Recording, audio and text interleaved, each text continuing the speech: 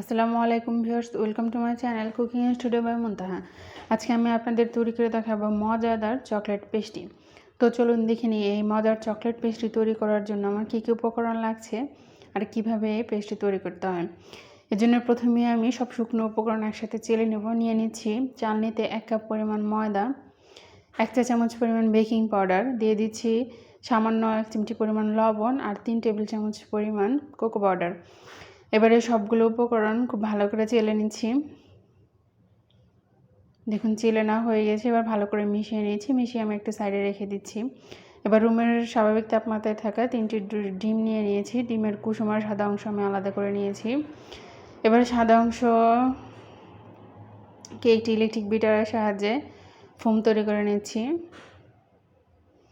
দেখুন মোটামুটি যখন ফোম তৈরি হয়ে যাবে তখন আমি দিয়ে দিচ্ছি চিনি। আমি এখানে হাফ কাপ চিনি গুঁড়ো করে নিয়েছি, সেই চিনিটা পুরোটাই দিয়ে দিচ্ছি।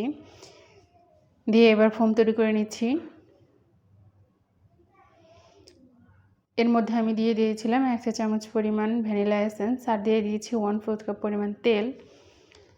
দিয়ে এবার আমি ডিমের ফোম তৈরি করে নিচ্ছি। দেখুন ফোম তৈরি করা মোটামুটি যখন হয়ে যাবে তখন আমি দিয়ে দিচ্ছি ডিমের যে 3টি কুসুম ছিল, সেই ডিমের 3টি কুসুম দিয়ে খুব ভালোভাবে আমি ফোম তৈরি করে নিয়েছি। দেখুন মোটামুটি আমার ফোম তৈরি করা হয়ে গিয়েছে। এবারে আমি এর মধ্যে যে শুকনো উপকরণ নিয়ে চেলে রেখেছিলাম সেখান থেকে আমি দিয়ে দিচ্ছি। আমি এখানে 3 বারে মেশাবো। দেখুন ডিমের ফোমের মধ্যে আমি শুকনো উপকরণগুলো মিশিয়ে নিচ্ছি। ভিউয়ার্স, এটা কিন্তু একটু আস্তে করতে হবে, আমি ভিডিও অনেক দীর্ঘ হয়ে যায় সেজন্য আমি অনেক টেনে দিয়েছি। আর দিয়ে দিচ্ছি আমি এখানে 1/4 কাপ পরিমাণ লিকুইড দুধ। দুধটা আমি একেবারে মিশিয়েছি না, অল্প অল্প করে দিচ্ছি। আপনারা একেবারে মিশাবেন না, ব্যাটারের ঘনত্বটা বুঝে আপনারা দুধ দিবেন এখানে।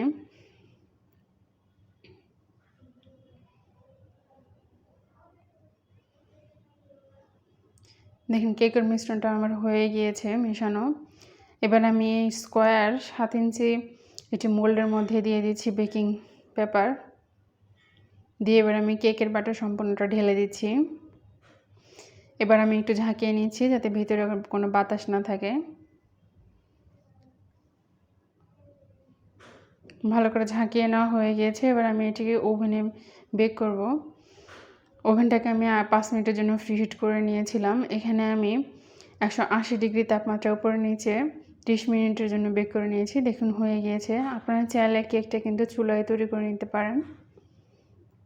এবার আমি বের করে সঙ্গে সঙ্গে একটি র্যাপিং পেপার দিয়ে ঢেকে ঠান্ডা করে নিয়েছি। এবার আমি একটি ছুরির সাহায্যে সাইড ছাড়িয়ে নিচ্ছি। নিয়ে একটি প্লেট আমি ঢেলে নিচ্ছি।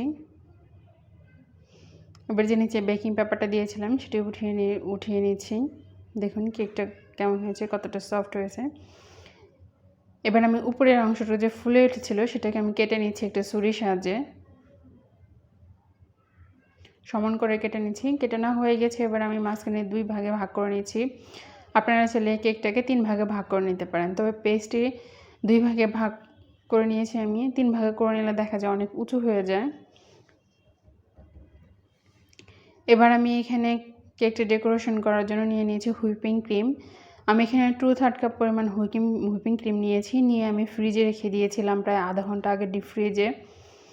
এবার সেটিকে আমি কিছুক্ষণ বিট করে নিয়েছি। বিট করে নেওয়া হয়ে গেলে এর মধ্যে দিয়ে দিচ্ছি আমি 2 টেবিল চামচ পরিমাণ কোকো পাউডার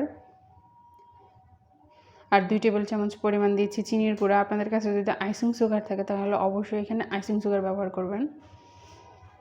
এবার আমি কোকো পাউডার, চিনির গুঁড়ো এগুলোকে খুব ভালো করে বিট করে নিচ্ছি ফোমের সাথে। দেখুন মোটামুটি যখন এই পর্যায়ে চলে আসবে তখন আপনারা এখানে দিতে পারেন চকলেট পেস্ট। যদি না থাকে তাহলে না দিলেও চলবে। এটা দিলে একটু কালারটা গাঢ় আসে, সুন্দর আসে আর চকলেটের একটা সুন্দর স্মেল বের হয়।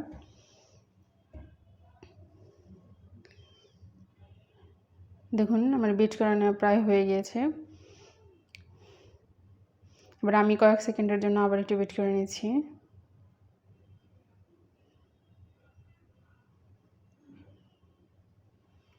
হয়ে গিয়েছে আমার ক্রিম। এবার আমি এই সম্পূর্ণ ক্রিমটা একটি পাইপিং ব্যাগের ভিতরে উঠিয়ে নিচ্ছি। এবার আমি একটি মগ নিয়ে নিচ্ছি। মগের ভিতরে পাইপিং ব্যাগটা রেখে ফোমটা উঠিয়ে নিচ্ছি।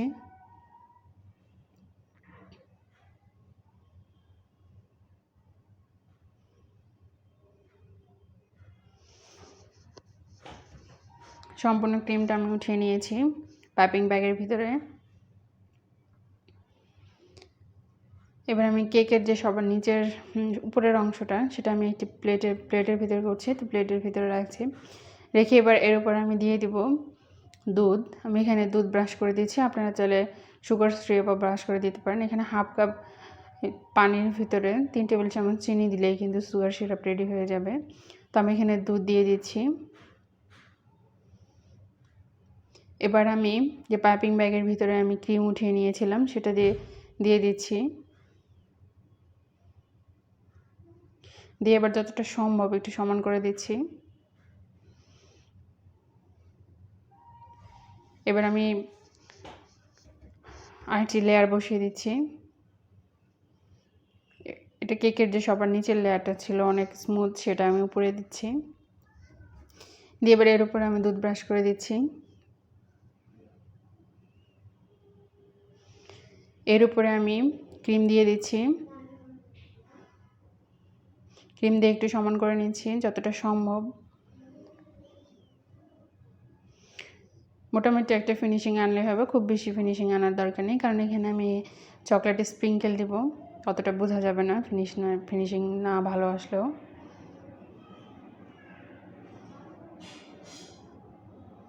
সাইডে একটু সমান করে দিচ্ছি, যদি আমি সাইডটা কেটে ফেলে দেব। এবার আমি চকলেট স্প্রিঙ্কেল দিয়ে দিচ্ছি। স্প্রিঙ্কেল দেওয়া হয়ে গেলে এবার আমি সাইডটা কিন্তু সমান করে কেটে নিয়েছি। দেখুন সমান করে কেটে নেওয়া হয়ে গেছে। এবার আমি পেস্ট্রিগুলোকে ভাগ করে নিয়েছি। আমি এখানে 6টা পেস্ট্রি তৈরি করব।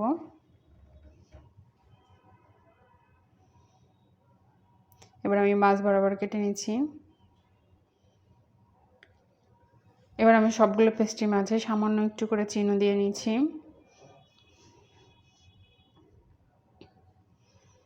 এবার আমি টুটি যে স্টার নজলটা আছে সেই নজলটা দিয়ে একটু করে গোলাপ তৈরি করে দিচ্ছি।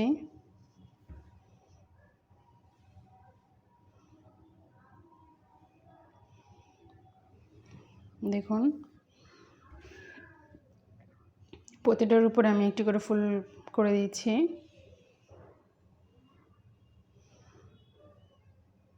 এবার আমি সবগুলো পেস্টের উপরে একটু করে চেরি দিয়ে দিচ্ছি। আমি এখানে বোটা সহ চেরিটা দিয়ে দিচ্ছি সাজানোর জন্য।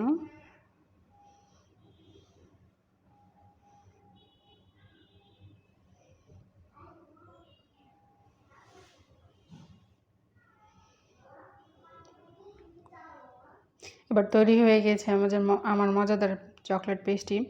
তো আমার রেসিপিগুলো যদি ভালো লেগে থাকে, আপনাদের একটু উপকার এসে থাকে, তাহলে অবশ্যই আমার চ্যানেলটিকে সাবস্ক্রাইব করবেন, লাইক কমেন্টস এবং শেয়ার করতে ভুলবেন না। আর অবশ্যই এই পেস্ট্রিটি বাসায় ট্রাই করবেন।